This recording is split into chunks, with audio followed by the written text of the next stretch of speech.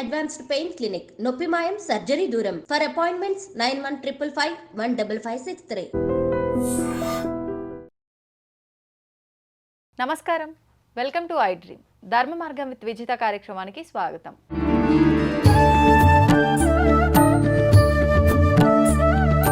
అయితే మనం సాధారణంగా ప్రతినిత్యం ఎంతో మందిని చూస్తూ ఉంటాము. ఇంట్లో కానీ బయట కానీ మనం ఉద్యోగం చేసే దగ్గర కానీ ఎక్కడైతేనేంటి చాలా మందిని చూస్తుంటాం.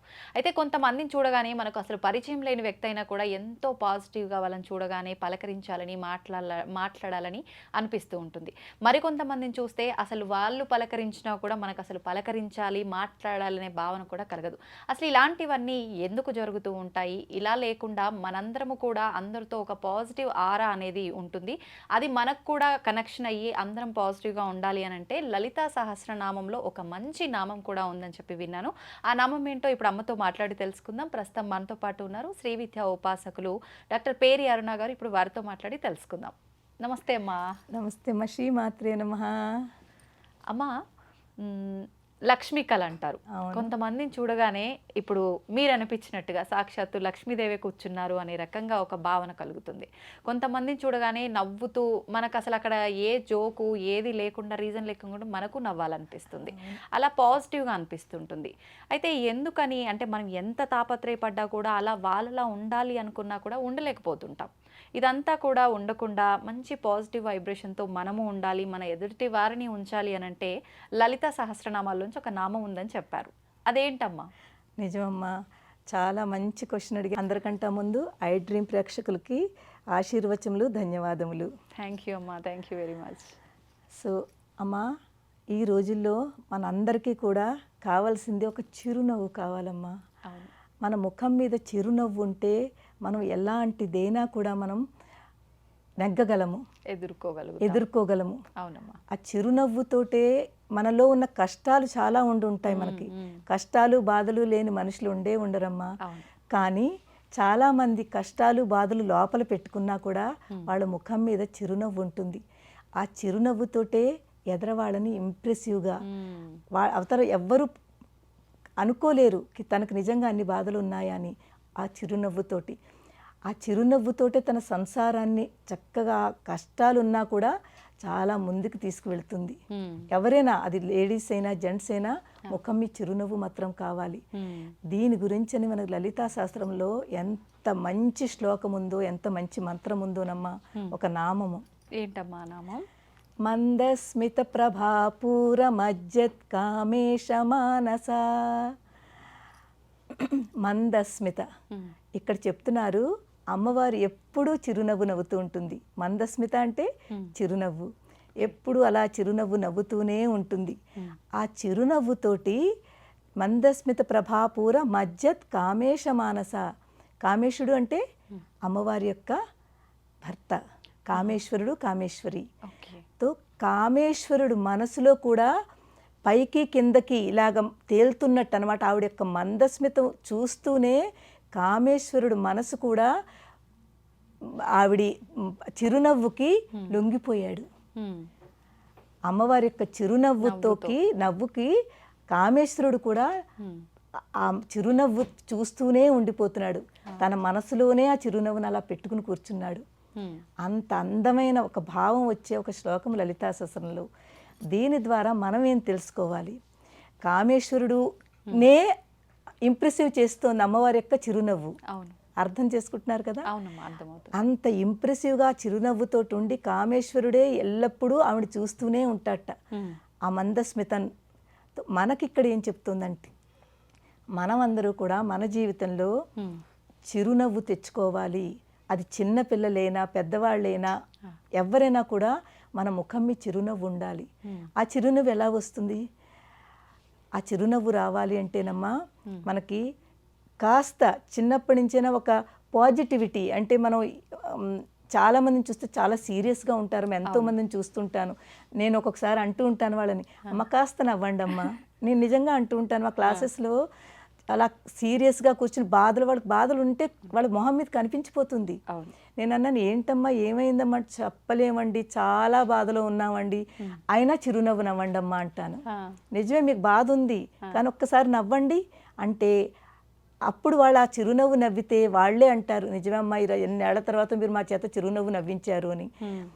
బాధల్లో ఉన్నప్పుడు ఇంకా ఎక్కువ చిరునవ్వు, చక్కగా మందస్మితంగా ఉండాలి. లోపల ఉన్న బాధను కూడా మరిపించేస్తుంది చిరునవ్వు అమ్మ. ఇప్పుడు నేను నవ్వుతూ మీతో మాట్లాడుతున్నాను, మీరు కూడా నాకు అదే రెస్పాన్స్ ఇస్తారు. నేను సీరియస్గా ఉన్నాను, నేను అస్సలు నవ్వట్లేదు, మీరు మాట్లాడుతున్నారు, మీకు మనసులో అనిపిస్తుందా ఏంటి తిని ఇంత సీరియస్గా ఉంటారు, కొంచెమైనా నవ్వచ్చు కదా అనుకుంటాం కదా. నేను ఇంత నవ్వుతున్నాను, మాట్లాడిస్తున్నాను, అయినా తన నుంచి ఏంటి అలా ఉన్నారు, ఏ రెస్పాన్స్ లేదు అనుకుంటాం. సో అందుకే ఇక్కడ మనం ఎప్పుడు ప్రతి వాళ్ళు కూడా చిరునవ్వు మాత్రం మనసులో ఉంచుకోవాలి. ఇక్కడ ఒక రియల్ సంఘటన చెప్తున్నాను మీకు. ఒక మెడికల్ షాప్ ఉంది మాకు దగ్గరలోనే. ఆ మెడికల్ షాప్ అతను ఎప్పుడు అంటే కొత్తగా పెట్టుకున్నాడు పాపం, చిన్న మెడికల్ షాపు, ఎక్కడో చాలా లోపలికి ఉంది, అందరికీ కన్వీనియంట్గా కూడా లేదు.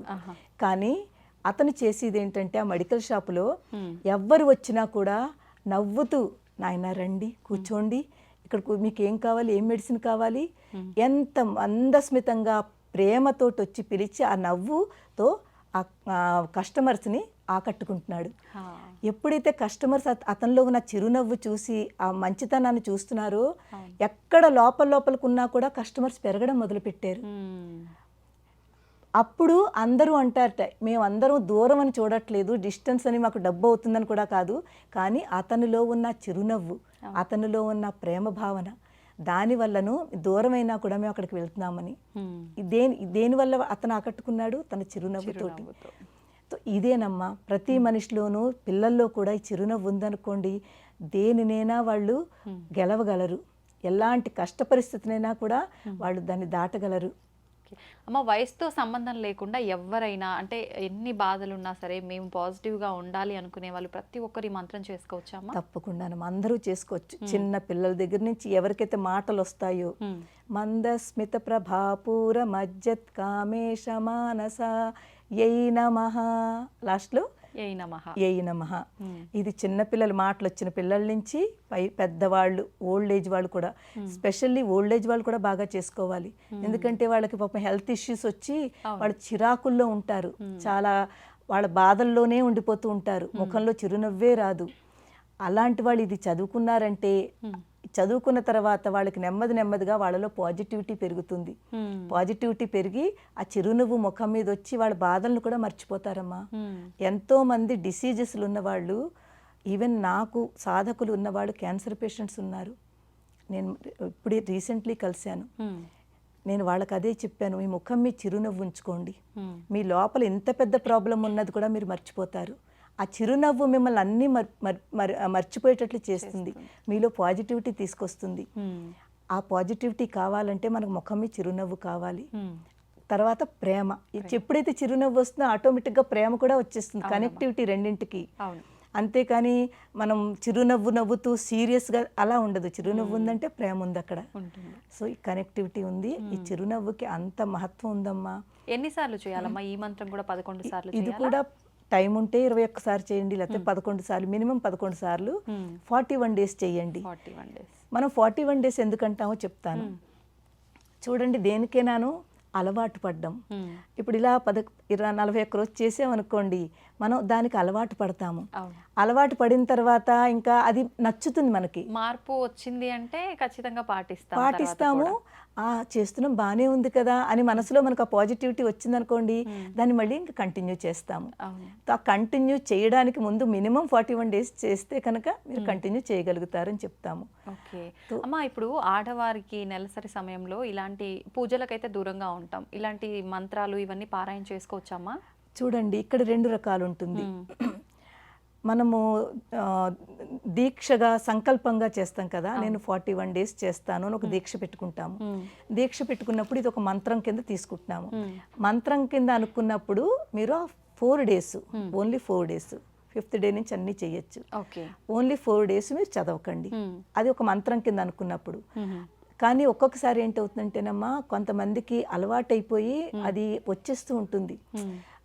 ఇన్బిల్ట్ అంటే లోపల అలాగా అది వచ్చేస్తూనే ఉంటుంది, ఏం తప్పు లేదు. మీ మనసులో మీకు అది అనిపిస్తుంది, చదవాలని అనిపిస్తుంటే మీరు పైకి చదవకండి, లోపలే అది వస్తుంటే చదువుకోండి, మనసులో చదువుకోండి, దానికి ఏం ప్రాబ్లం లేదు. మనసులో అనుకున్న దానికి ఏ ప్రాబ్లము లేదు. పైకి చదవకండి, దాని ప్రొనౌన్సియేషన్ పైకి చేయకండి. ఓకే అమ్మ, ఇప్పుడు చాలా మంది మాంసాహారం తినే అలవాటు ఉన్న వాళ్ళు ఉంటారు.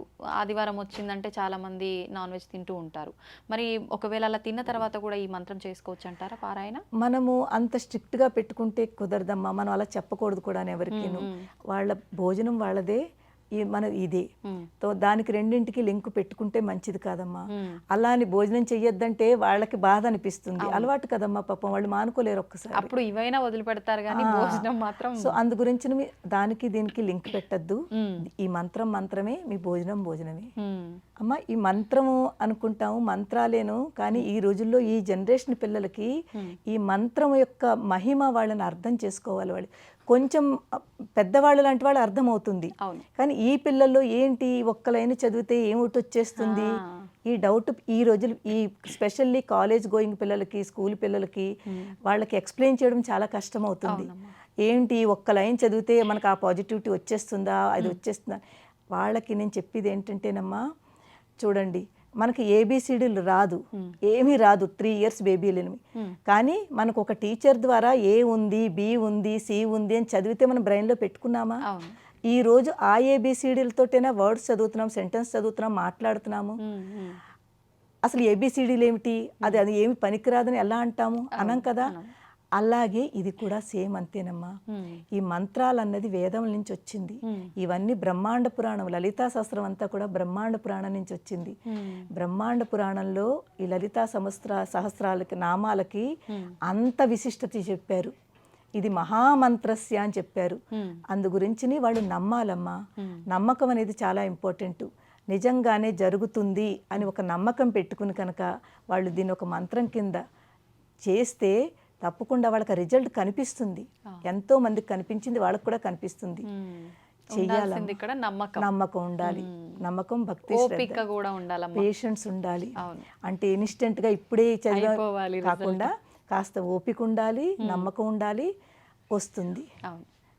సంతోషం అమ్మ, మీరు చెప్పిన మాట నిజంగా చాలా వాస్తవం. ప్రతి ఒక్కరిలో ఇప్పుడు ఓపికలు చాలా తక్కువైపోయినాయి. ఏదున్నా ఇన్స్టెంట్గా రావాలి అనే ఆలోచనలో ఉన్నారు కాబట్టి నమ్మటం కూడా తక్కువైపోయింది. నిజంగా ప్రతి ఒక్కరికి చిరునవ్వు ముఖ్యమే. అలా అని చెప్పి ఏదో ఇప్పుడు చెప్పారు మంత్రము చేశాము, అరే ఏదో మారుతుందన్నారు, మారలేదని కాకుండా నమ్మకంతో చేస్తే బాగుంటుంది. సంతోషం అమ్మ, ధన్యవాదాలు. శ్రీమాత్రే నమః.